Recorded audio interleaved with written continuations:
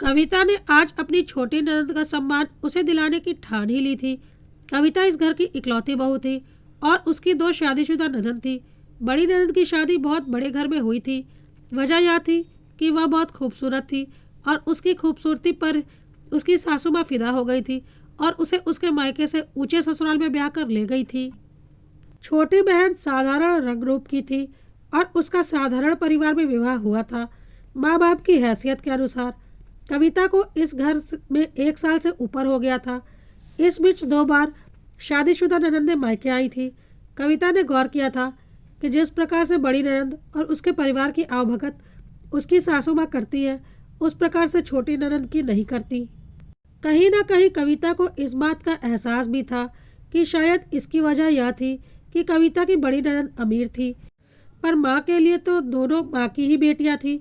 फिर यह फ़र्क क्यों? इस बार कविता ने सोचा था कि वह अपने ननद के आने पर ऐसा कुछ नहीं होने देगी।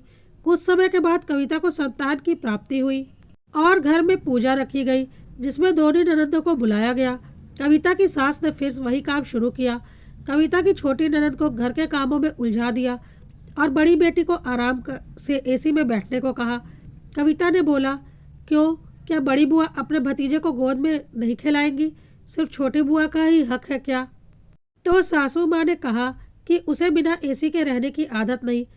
तो कविता ने बोला, क्या माँ जी, 5 साल हुए हैं ससुराल गए और 25 साल के मायके की आदत को वह भूल गई? ऐसा थोड़ी ना होता है। कविता की सास ने बोला, धीरे बोलो, सुन लेगी। तो कविता ने फिर नहले पर दहला मारा, क्या माँ जी, आपकी ही तो बेटी है। जब छोटी बेटी घर की सारी बातें सुन सकती है तो बड़ी बेटी क्यों नहीं? कविता की सास ने उसे जोर से घूरा। अब तक बड़ी ननद ने कविता की सारी बातें सुन ली थी और वह कविता के पास आ चुकी थी और बोल रही थी, क्या बात है कविता, तुम मुझे ताने मार रही हो?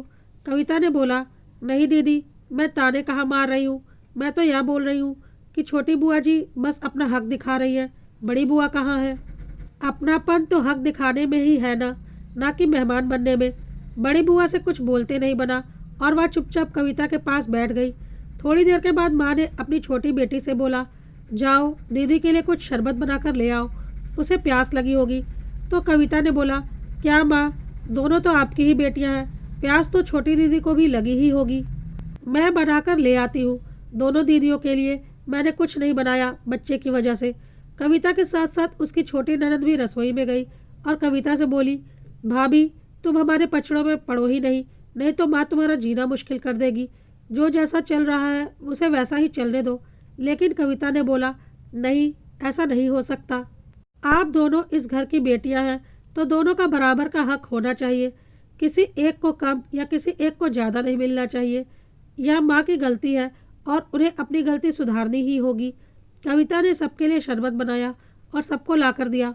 साथ में छोटी ननद को बोला, दीदी, आप यहाँ आराम कीजिए, घर का काम मैं और मम्मी मिलकर कर लेंगे। आखिर आपका भी तो मायका है, 1-2 दिन के लिए ही तो आती हैं आप, उसमें भी क्या काम करेंगी? कविता की सास ने बोला, अरे उसे आदत है, वह कर लेगी।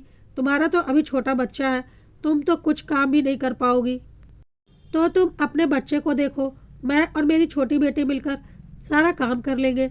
फिर कविता ने बोला, हाँ माँ जी, मेरा तो बच्चा भी छोटा है, थोड़ी दिक्कत तो है काम करने में। कोई बात नहीं, आज तो दोनों दीदी यहाँ है, आज साथ मिलकर दोनों दीदी के हाथ का खाना खाएंगे। वैसे भी छोटी दीदी के हाथ का खाना तो मैंने पहले भी खाया है, पर बड़ी दीदी के हाथ का कभी नहीं खाया। आज तो मैं बड़ी दीदी के हाथ का खाना खाऊंगी। इस पर कविता की सास ने उसे जोर से डांटा, तुम्हारी हिम्मत कैसे हुई बड़ी दीदी से रसोई में काम करने की बात कहने की? तुम्हें पता भी है वह कितने बड़े घर की बहू है और उसके घर में खाना बनाने तक के लिए बावर्ची लगे हुए हैं। उसे कोई काम करने की आदत नहीं। इस पर कविता ने बोला, माँ जी, शादी के पहले तो वह साधारण घर की ही बेटी थी ना, और यह सारा काम करती भी होंगी। और जब इस घर में आती है तो उस बड़े घर की बहू बनकर नहीं, बल्कि आपके इस घर की बेटी बनकर आती है। तो जब छोटी दीदी इस घर की बेटी बनकर सारे काम कर सकती है तो बड़ी दीदी क्यों नहीं कर सकती? मुझे तो यह अच्छा नहीं लगता कि छोटी दीदी और बड़ी दीदी में इस तरह से भेदभाव होता है।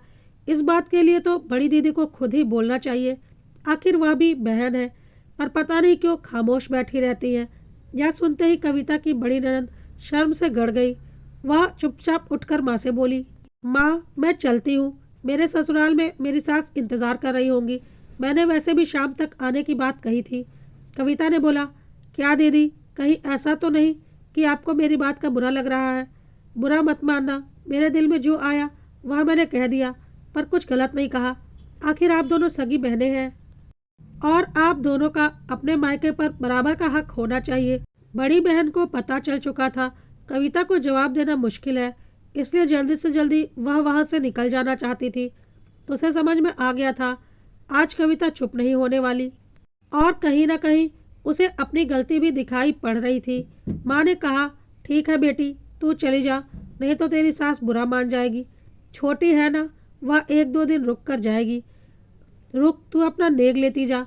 कविता की सास ने बड़ी बेटी के लिए बहुत महंगी साड़ी और एक अंगूठी निकाल कर दी और साथ में शहर के सबसे महंगे मिठाई की दुकान से 5 किलो मिठाई दी और बोला कि आते जाते रहना और यहाँ की बातों का बुरा मत मानना। कविता की बड़ी ननद ने बोला, नहीं माँ, ऐसी कोई बात नहीं, मैं चलती हूँ, और वह वहाँ से चली गई। 2 दिनों के बाद कविता की छोटी ननद अपने ससुराल जाने लगी तो माँ ने एक साधारण सी साड़ी और एक पायल पकड़ा दिया और 1 किलो मिठाई का डब्बा उसे दिया। कविता ने तुरंत ही इसका विरोध किया और बोला, वाह माँ, आपने बड़ी बेटी को तो सोने की अंगूठी दी और छोटी बेटी को बस एक पायल। बड़ी बेटी को कितनी महंगी साड़ी दी और छोटी बेटी को एक साधारण सी साड़ी। बड़ी को शहर के सबसे बड़े दुकान से 5 किलो मिठाई दी और छोटी को एक साधारण सी दुकान से 1 किलो मिठाई। यह दोनों आपकी ही बेटियां हैं ना? कहीं ऐसा तो नहीं कि छोटी दीदी को आपने गोद लिया हो? सास बहुत जोर से चीखी, तुम्हारी हिम्मत कैसे हुई ऐसा बोलने की?